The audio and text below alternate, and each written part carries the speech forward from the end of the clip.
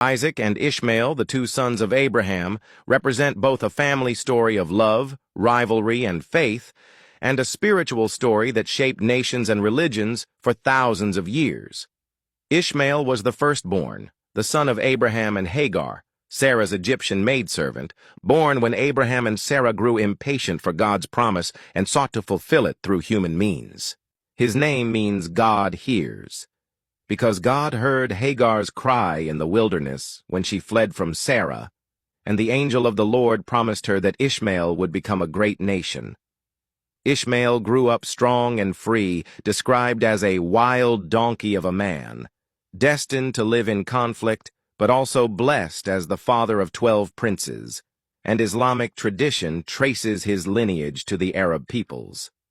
Isaac, however, was the son of promise, born miraculously to Sarah in her old age when Abraham was 100 years old, showing that God's word would be fulfilled in his time and not by human effort. His name means laughter, recalling Sarah's laughter of disbelief turned into laughter of joy when God made the impossible happen. The tension between the two boys surfaced when Sarah saw Ishmael mocking Isaac, and she insisted that Hagar and Ishmael be sent away, a decision painful for Abraham but confirmed by God, who reassured him that Ishmael too would be blessed, but that Isaac would carry the covenant. Hagar and Ishmael wandered in the desert until their water ran out. But God heard the boy's cry and provided a well, promising to make him a great nation, and Ishmael grew up in the wilderness of Paran, becoming an archer and eventually marrying an Egyptian woman.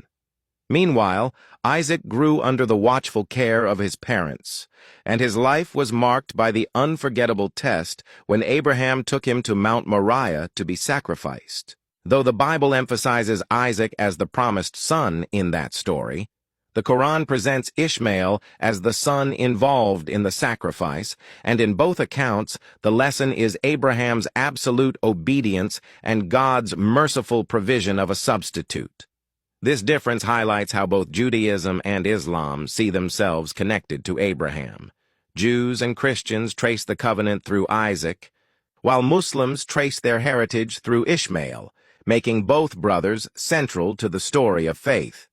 Isaac later married Rebekah, fathering Jacob and Esau, continuing the covenant line, while Ishmael's 12 sons became tribal leaders, fulfilling the promise that he too would become a great nation. In later years, the two brothers reunited to bury Abraham at Machpelah, showing that despite their separation, they remained connected as sons of their father.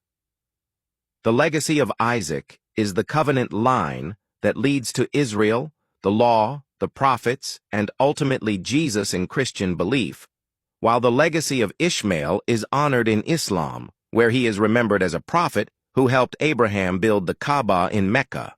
From their lives, we learn lessons about faith and impatience, how human shortcuts can bring conflict, but also how God's mercy extends to all. We learn that even though Isaac was the child of promise, Ishmael was not rejected by God but blessed in his own right, reminding us that God's compassion reaches beyond human divisions. Their story challenges us to consider family tensions, divine promises, and the way God works through both struggle and blessing to shape history.